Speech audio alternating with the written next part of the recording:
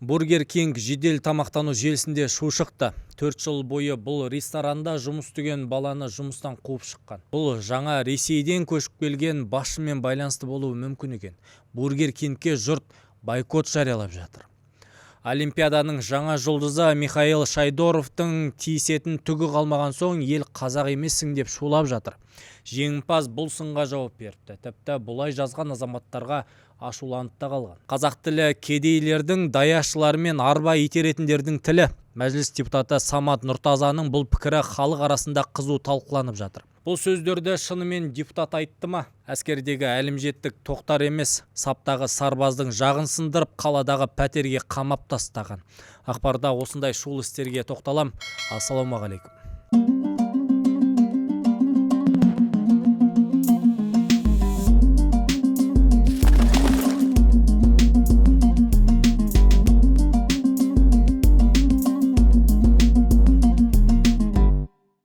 Жалпы көрермен бірінші қазақ қоғамының намысы оянды деуге толық негіз бар. Маңдай термен еңбектеніп жүрген қазақ жігіттері мен қыздарының құқықтарын көп болып бірге қорғап жүрміз. Бұл әлеуметтік институттың қалыптасуының бір кезеңі деуге болады. Одан бөлек азаматтарымыздың ұлтқа деген сүйіспеншілігі артып, өзге ұлт өкілі әділетсіздік танытса, үре түрегелетінде болғанбыз. Ең бастысы заң тұрғысынан бұл жайтты саралау принципке көштік. Одан бөлек қоғам бойкот деген үлкен қаруды қолданатын болған. Бұған дейінгі Магнум дүкенінде орысша сөйлемеген үшін жұмыстан қуылған курьер жігіт үшін Магнумға бармай қойғанымыз ол бір. Одан кейін күні кеше шетелдіктер қазақ қыздарын қорлаған видео жарылып, ел тағы шулай жөнелді. Сөйтіп, темір торға қамалды. Енді Бургер Кинг желісінде шу шықты. Мәселе мынада. Аталған жедел тағам даярлайтын желі аутизмі бар қызметкерді жұмыстан шығарып жіберген. Диагнозы бар баланың жан айқайын анасы Жанат Қаратай желіде жариялаған.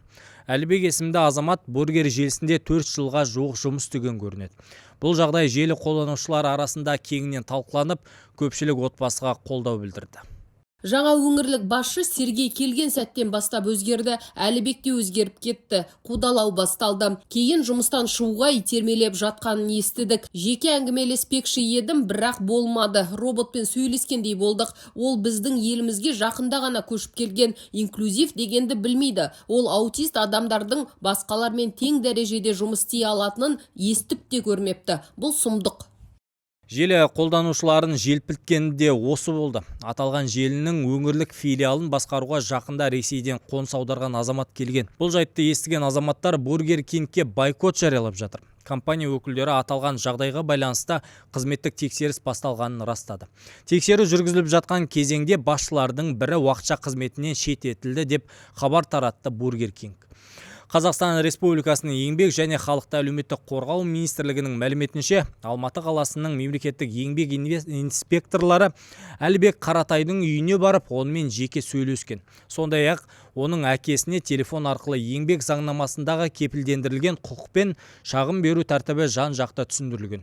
Министрлік өкілдері істің бақылауда екендігін айтып, қосымша ақпарат кейінірек жарияланатындығын хабарлады. Қазақ тілді аудиторияға көрінгісі келеме, тілге ұлтқа қатысты тақырыптарда түрлі жазба қалдыратындар шықты. Желіде мәжіліс депутаты қазақ тілі кедейлердің, арба сүйрегіштердің тілі деп жазған пікірі қызу талқыланып жатыр. Бұл пікірді мәжіліс депутаты Самат Нұртаза айтқан екен. Ол мұндай пікірін Facebook желісінде тіл тағдыры жайлы жазба шығарған адамның постына жеке ой ретінде қалдырдым дейді. Қоғам бұл ойды дұрыс түсінбеген соң өшіріп тастаған. Осы шудан кейін депутат парақшасында бұны ашумен жазғандығын айтып ақталды. Соңғы күндері әлеуметтік желіде талқыланып жатқан коммент пікіріме байланысты түсіндірме берейін. Бұл 2019-2020 жылдары тіл төңірегіндегі дискуссияда жазған комментарий болатын. Ол тұста белсенді блогер ретінде тіл мәселесіндегі дискурсқа қатыстым. Негізгі ойым осы пікір арқылы тілге, тәртіпке, заңға құрметке күшейту үшін. Керісінше мағынада жазылған ой болатын, яки шүйліккеннен, эмоцияға берілгеннен ашынған ойым еді. Депутаттың айтуынша, бұл қазіргінің тілімен айтқанда сарказм ретінде жазған пікірі көрінеді. Егер бұл комментарийлерін біреудің ар-ожданына тиіп кеткен болса, ресми кешірім сұраймын. Мақсат ортақ, мемлекеттік тілдің мәртебесін көтеру. Заң мен тәртіпке бағынып, барлық азаматтардың заң алдында құқығы бірдей болғаны деп қорытты депутат. Алайда халық қалаулысының бұл пікірін халық кешірмеді. Қоғам белсенділері осы жазба бойынша прокуратураға арызда жолдаған. Дін, тіл тақырыбы дереу өршіп кететін жанды тақырыптар, сол себептен де осы тұрғыдан жазба жазып пікір айтқанда өте абай болу керек. Бізде бір жақсы әдетіміз бар. Біреу тілге, ұлтқа тіл тигізсе, үре түрегелеміз. Енді бір әдетіміз бар. Елде туылып, елде өскен, елдің атын шығарған спортшыларды қазақ емес деп жатырқайтын ерсі әдетіміз бар.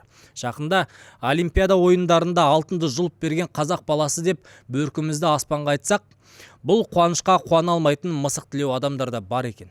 Михаил Шайдоров өзінің қазақ емес дегендерге шамданып қалса керек. Алтын алған бетте жұрттан сүйінші сұрап, қуанғанның орнына ол қазақ емес, орыс деп бөліп жарғандарда шықты. Мына жазбаға назар салсаңыздар. Карла есімді трец қолданушысы Олимпиадада алтын алып берген орыс спортшыға неге қуанамыз деп қуанышты су сепкендей басқан. Ал бұл жазбаны 2000-нан астам қолдап үліпілде басқан көрінеді. Айтарға енді сөз жоқ. Қазақтар ғана емес, қазақстандық орыстарда ресейліктермен әлеуметтік желіде «Какой он русский, он казах» деп жаға жыртысып жатыр. Бұл нені білдіреді? Қазақ айдентитиі кәдімгідей қалыптасып қалыпты. Елдегі қуаныш не қайғы елде түгел біріктірсе, бұл ұлттық бірліктің белгісі деп бір жазба шықты Facebook желісінде. Шыңғыс Мұқанның Facebook парақшасында мынандай бір ақпарат шықты. Бір қызығы жасанды қазақстандық дегеннің емес, қазақ деген ұғымның төңірегінде топтасу байқалады. Қазақ сөзі этнонимнен этникалық топтың атауын білдіретін ұғым. Демонимге азаматтық біріктірген топтың атауын білдіретін ұғым айналып келеді. Яғни қазақ деген сөз этникалық ұлтты ғана емес, азаматтық ұлтты да білдіретін ұғым ретінде бекіп жатыр. Сондықтан да Шайдоров та, басқа спортшылар да өздерін қазақпыз деп батыл айта алады. Айтыста қазақ тілділер мен орыс тілділер бірлесе тойтарыс беріп жатыр. Демек, ұлт екі тілде сөйлесе де мықты ұлттық айдентитие қалыптасады. Бельгия, Швеция мен Канаданы айтпағанның өзінде. Желі белсендісі сөзін кез келген ұлттың айдентитие негізде мәдениет жатады. Қазақ айдентитиінің негізі орыс мәдениеті болмаса анық. Сондай-ақ қандай этнос болмасын, қай тілде сөйлесін, ұлтты біріктіретін қазақ айдентитиінің белгісі де ерекшелігі де қазақ мәдениеті болмақ. Тілі, салт дәстүрі, ұлттық киімі мен тағамы. Демек, мұндай жеңістер қазақ айдентитиін нығайта түседі. Жаңа қазақтар жасасын деп жалғастырыпты ойын. Міне, сөздің атасы осы дер едім. Ал өзін қазақ емес деген пікірге Олимпиаданың жаңа жұлдызы Михаил былайша жауап беріпті. Я родился и жил. Мен Алматыда дүниеге келдім. Сонда өстім және қазір де сол қалада тұрам. Уақытымның басым бөлігін Қазақстанда өзімнің сүйікті қаламда өткізем. Маған көп уақытын бөліп, жетекшілік етіп жүрген Алексей Урмановтың қол астында жаттығу жасау мүмкіндігі барынша қуаныштым. Алайда мәнерлеп сырғанауда мен Рамстор сауда орталығындағы мұз айдынында бастадым. Сол жерде көптеген спортшы, соның ішінде Денис Тен де жаттыққан. Бұл Қазақстандағы ең алғашқы мұз айдындардың бірі. Ресейде де көп уақыт болып, оқу-жаттығу жиындарына қатыстым, бірақ соңғы уақытта қиындықтар туып, қазір көбінесе Алматыда жаттығып жүрмін. Мені ресейлік спортшы деп атап жүргендерді де көрдім, алайда мұны маған деген құрметсіздік деп есептеймін. Осындай сыни пікірлермен елдің туын көкке көтеріп, әнұранды шырқатқан саңлақтардың сағын сындырып алмасақ болғаны. Көп сынға Олимпиаданың алтынын алып берген спортшы бір суретімен ақ жауап берген сыңайлы. Ол желісінде көк туды төріне іліп, қойнына алтын құшақтап, қазақ әншісінің әнімен жазба жариялаған. Жазбаның астына қаншама оқырмандары аман бол сары бала деп пікірде қалдырған. Білмегендер үшін айта кетейін, Қазақстанда мәнерлеп сырғанаудан көшбасшысы атанған Шайдоров 2004 жылы Алматыда дүниеге келген. Бала күнінің спортқа әкесінің арқасында келген, ал 2018 жылдан бері оның тәлімгері Олимпиада чемпионы Алексей Урманов болатын. 2022 жылы Шайдоров жасөспірімдер арасындағы әлем чемпионатында күміс медалін алды. 3 жылдан соң Шайдоров тағы да күміске қол жеткізді. Ал америкалық спортшы сол кезде чемпион болған еді. Бұдан бөлек Шайдоровтың еншісінде 4 құрлық турниріндегі жеңіс және Денис Тен мемориалындағы 2 алтыны бар. Михаил Шайдоровтың бұл алтыны Қазақстан тарихындағы қысқа олимпиададағы 2-ші алтын. Алғашқысы 1994 жылы шаңғышы Владимир Смирнов жеңіп алған болатын. Кешелі бері елдегі бірнеше спортшылар финалға дейін шықты деген ақпарат шықты. Спорттағы саңлақтар жүлделі қайтып, ел қоржынын тағы да толтырады деген үміттеміз. Әскердегі әлімжеттік тоқтар емес. Не істесе болады? Президентте саптағы сарбаздардың тәртібіне қатысты бірнеше мәрте ескерту айтты. Жауаптыларға тапсырма берсе де әскери борышын өтеп жүрген азаматтардың құқығы тапталып жатыр. Күні кеше Жамбыл облысындағы Отар гарнизонынан шу шықты. Аталған бөлімшеде әскери борышын өтеп жүрген сарбаздың жағы мен мұрнын сындырып, ол әрекеттерін жасыру үшін қаладан пәтер жалдап, сонда қамап тастаған.